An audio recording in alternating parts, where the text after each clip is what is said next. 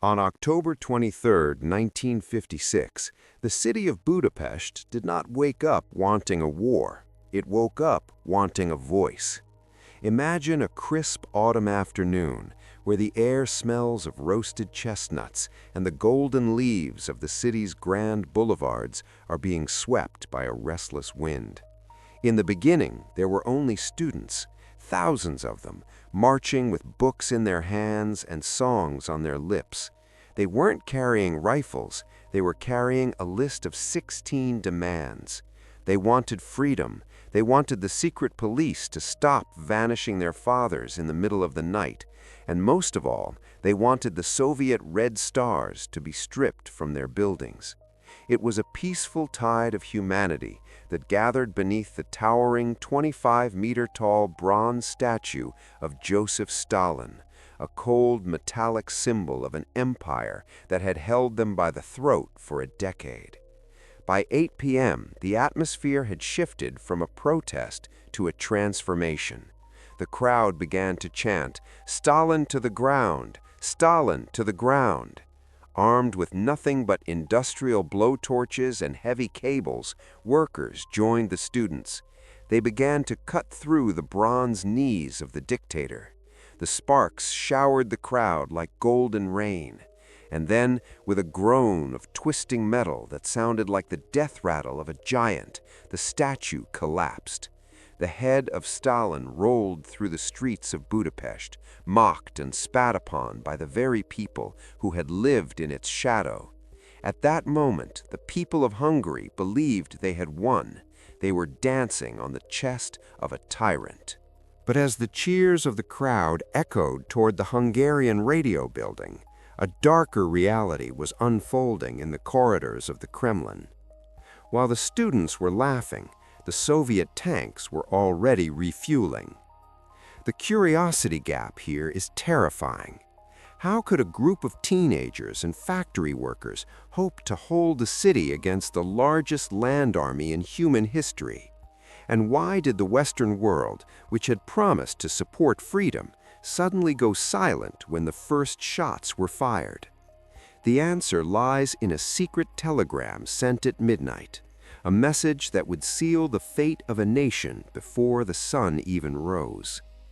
The tragedy of 1956 began with a single spark at the radio building. The students wanted to broadcast their demands to the nation. Instead of a microphone, they were met with tear gas and machine gun fire from the AVH, the hated secret police. The first body to fall was a young boy in a school uniform. In that instant, the protest died, and the revolution was born. The crowd didn't run, they surged. They stormed the police stations, they took the weapons, and by dawn, the peaceful students had become urban guerrillas. They had no tanks, no air force, and no allies. All they had was the cobblestones of Budapest and a desperate, beautiful belief that the world was watching. The atmosphere of Budapest during those first 5 days was a surreal dream. The city smelled of brick dust, stale tobacco, and the ozone scent of spent cartridges. There was a strange, haunting silence in between the skirmishes, a silence where you could hear the flapping of the Hungarian flags, now with the communist emblem cut out of the center, leaving a hollow circle of hope. The streets were littered with shattered glass that crunched like ice underfoot. People who had lived in fear of their neighbors for 10 years were suddenly hugging strangers in the street. Bread was shared freely. Wounded soldiers were tended to by grandmothers. It was a sensory storytelling of a city reborn. The cold, gray Soviet architecture was covered in colorful posters and graffiti. But beneath the joy, there was a low, constant hum, the sound of heavy T-54 tank engines idling just across the Danube River. It was the sound of a predator waiting for the right moment to strike. The conflict escalation was a masterpiece of Soviet deception. On October 28th, the Soviet tanks actually began to pull back. They retreated from the city center, leaving the streets to the jubilant Hungarians. Imre Nagy, the new prime minister, declared that Hungary would leave the Warsaw Pact and become a neutral nation like Austria. The people were ecstatic. They thought they had done the impossible. They thought they had defeated the Red Army with Molotov cocktails and sheer willpower. But the mystery building was happening in the shadows of the border. While the world was distracted by the Suez Crisis in Egypt, the Soviet leadership was playing a deadly game of chess. They weren't retreating, they were regrouping. They were bringing in fresh divisions from the depths of Russia, soldiers who didn't speak a word of Hungarian and were told they were being sent to Berlin to fight fascists. The escalation was psychological. The Soviets entered into negotiations with the Hungarian military leaders. They invited the Hungarian hero, Paul Malater, to a banquet to discuss the final withdrawal of Soviet troops. It was a trap. As Malater raised his glass for a toast, the doors burst open. The Soviet secret police, the KGB, arrested the entire Hungarian delegation. At that exact moment, 2,500 tanks and 150,000 soldiers began to cross the border under the cover of a massive artillery barrage. This was Operation Whirlwind. The goal was simple: to erase the revolution before the West could even draft a protest letter. Imagine the horror of the Hungarian families waking up on November 4th. The peace they had celebrated for 3 days was shattered by the scream of MiG-15 jets diving over the parliament. The tanks were no longer pulling back. They were coming from every direction, pouring into the narrow alleys of the Corvin Cinema and the Killian Barracks. The struggle had escalated from a fight for rights to a fight for survival. The curiosity gap now shifted to the West. Would the Americans send paratroopers? Would the United Nations intervene? Or were the freedom fighters truly alone in the dark? As the Soviet armor crushed the barricades, a single radio station remained active. The Free Kossuth radio broadcasted a message that would haunt the 20th century. "Help, Hungary! Help us! Our ship is sinking! The light is fading!" And then the signal went dead. But the mystery remains. Why did the West allow the cradle of European revolution to be turned into a mass grave? To be in the Corvin Passage on November 5th was to live inside a meat grinder. The sensory experience was overwhelming. The heat from the burning Soviet tanks was so intense it cracked the stone walls of the surrounding buildings. You could feel the thud, thud, thud of the heavy machine guns in your marrow. The air was a thick, gray soup of pulverized plaster and cordite. When a tank shell hit a building, the sound wasn't just a bang, it was a physical blow that burst eardrums and left a metallic taste in the mouth. The smell was a sickening blend of burning rubber, spilled oil, and the sweet copper scent of blood on cold pavement. You could see the vulnerability in the eyes of the young girls, barely 16, who were filling glass bottles with gasoline, their hands shaking as they stuffed rags into the necks, the last line of defense against 40 tons of moving steel. The climax of the revolution took place in the industrial heart of the city, Sheppel Island. This was the fortress of the working class. The Soviets expected the workers to welcome them.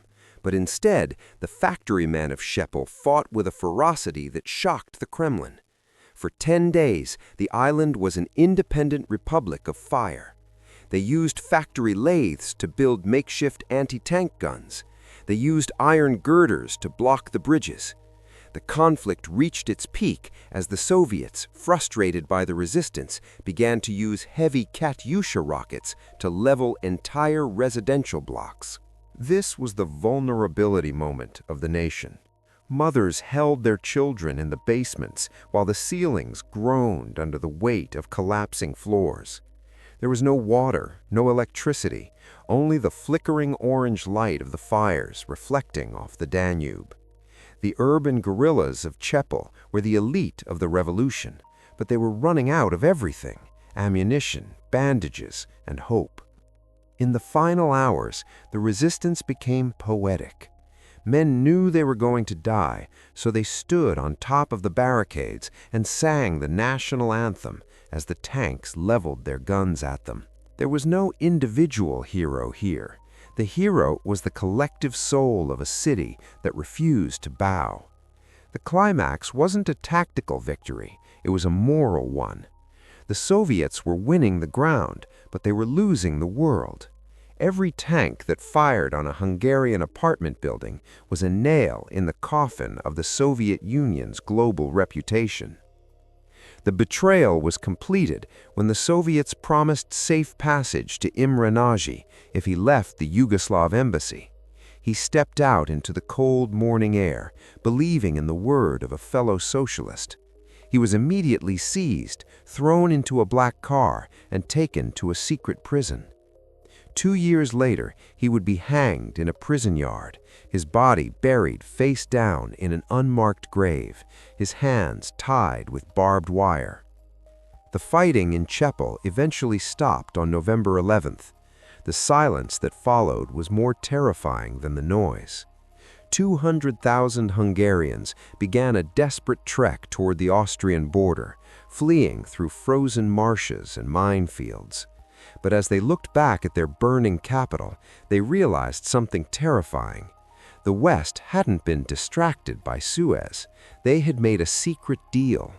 What was the price paid by the superpowers to keep the Iron Curtain closed? And why did the CIA have to burn thousands of documents related to the Hungarian incident? The tempo of the aftermath was slow, cold, final. The arrests began at 3 a.m., the knocks on the door, the interrogations that lasted weeks, short, sharp sentences. Budapest was a graveyard. The boulevards were empty.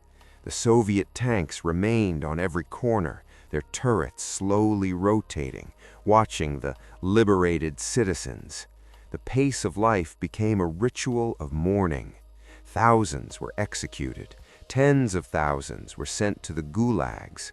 The rhythm of the city shifted from the frantic heartbeat of revolution to the dull, steady pulse of an occupied territory. Hope didn't die in a flash of light. It was strangled in a dark cellar, one breath at a time. The vulnerability of 1956 is most visible in the hollow flag. To this day, the flag with the hole in the center is the most sacred symbol of Hungary. It represents a people who were willing to cut the cancer out of their own heart, even if it meant bleeding to death. The resolution of the story is bittersweet. On the surface, the Soviet Union won. They crushed the rebellion, they installed a puppet government, and they proved that the Iron Curtain was made of blood and iron. But beneath the surface, the 1956 revolution was the beginning of the end for the Soviet Empire. It was the moment the world saw that communism wasn't a choice, it was a prison. The moral conflict of the 20th century was decided in the streets of Budapest. Even though the Hungarians lost the battle, they won the historical war. Their sacrifice convinced the West to stop dreaming of peaceful coexistence and start preparing for the long, cold struggle that would eventually lead to the fall of the Berlin Wall 30 years later. The tragedy remains for the families who never found their sons. In the 1990s, when the secret archives were opened, the mystery of the mass graves was revealed. Bodies were found stacked like cordwood, the victims of retribution squads. The resolution for Hungary came in 1989 when they finally held a funeral for Imre Nagy. Hundreds of thousands attended, the same number that had marched in 1956. The circle was closed. The lesson of 1956 is a universal concept. Power can crush a body, and tanks can crush a barricade. But no empire is strong enough to crush the memory of a person who has tasted freedom for even 1 hour. The forgotten cry of Budapest still echoes in every street where people stand up against a statue. The statues always fall. The people always remain. The Hungarian Revolution was a story of a world that looked away while a nation died for freedom. If you believe these stories of courage and betrayal must never be forgotten, help us keep the flame alive. What would you have done if you were a student in Budapest that night? Would you have stayed to fight the tanks, or would you have fled into the night? Let us know in the comments below. Like, subscribe, and hit the bell icon to join us as we uncover more chapters of the human spirit. History is not just in the past, it is a warning for our future.